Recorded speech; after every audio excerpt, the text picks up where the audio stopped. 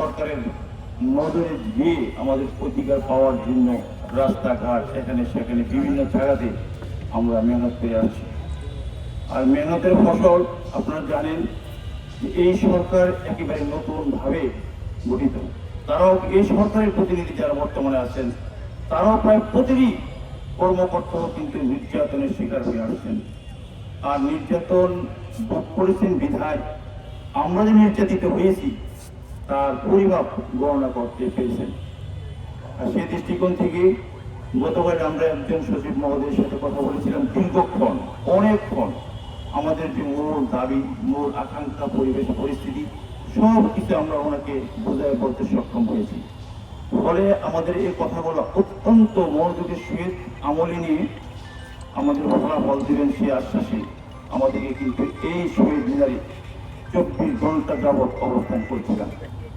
আর তাই পরিস্থিতিতে আমাদেরকে আবারও আজকে ঢাকায় নিয়ে গেছেন। ঢাকায় যাওয়ার পরে যে সচিব মহোদয় সীমান্ত শাখায় অর্থাৎ বিজিবির কার্যক্রম ওনার দপ্তরে হয়ে থাকেন সেখানে আমাদেরকে নিয়ে গেছেন। তো আমাদের যে দাবি দেওয়া গতকাল উপস্থাপন করেছিলাম তার আংশিক নয়, প্রায় অনেকটাই উনি আমাদেরকে পুনরাবৃত্তি করছেন। এভাবে যে আপনাদের ব্যাপারটা আমাদের সকলে জানি, মন্ত্রী মহোদয় যারা আছেন উনিও জানেন এবং প্রধানমন্ত্রী যে আছেন উনিও জানেন। তা আপনারা প্রধানমন্ত্রীর কাছে যে দাবি দেওয়া করছেন সেটা আমরা মিটিংয়ের মাধ্যমে বিস্তারিত পর্যালোচনা করে আমরা ওনার কাছে প্রেরণ করেছি। তবে এই ব্যাপারটা পুরো জাতি জানে যে এটা একটা অনেক বড় ব্যাপার এবং লেন্দি প্রসেস।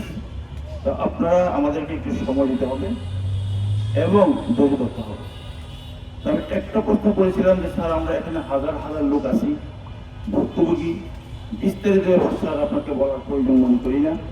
তবে তারা যে ধৈর্যের ভাত ভেঙে গেছে ভাড়া ঢাকা আসার জন্য আশা পোষণ করে এবং কিভাবে পাওয়া যেতে পারে তার মরণপণ চেষ্টা করে।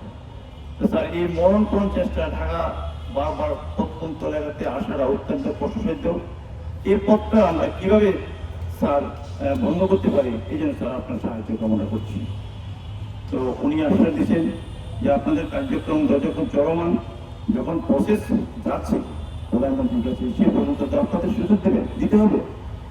তো এই কথাগুলো আমি মনে করি রাষ্ট্রের পক্ষের প্রতিনিধি যিনি বলছেন ওনার ওয়াদা, ওনার কথা, ওনার প্রতিশ্রুতি সেটুকু আমাদের ধৈর্যের সহিত দেখতে হবে। কেননা এই সরকারের প্রথম ধাপে কিন্তু আমরা কথা বলছি আমাদের আন্দোলনটা, আমাদের চাওয়া পাওয়াগুলা এই সরকারের সূচনা যখন হচ্ছে তখন যে পর্যন্ত আমাদের যাইতে হয় সেইটুকুর জন্য আমাদের ধৈর্য ধরে থাকতে হবে এবং ধৈর্য ধরেই সেটুকুর জন্য অপেক্ষা করতে হবে আমার ব্যক্তিগত অভিমত।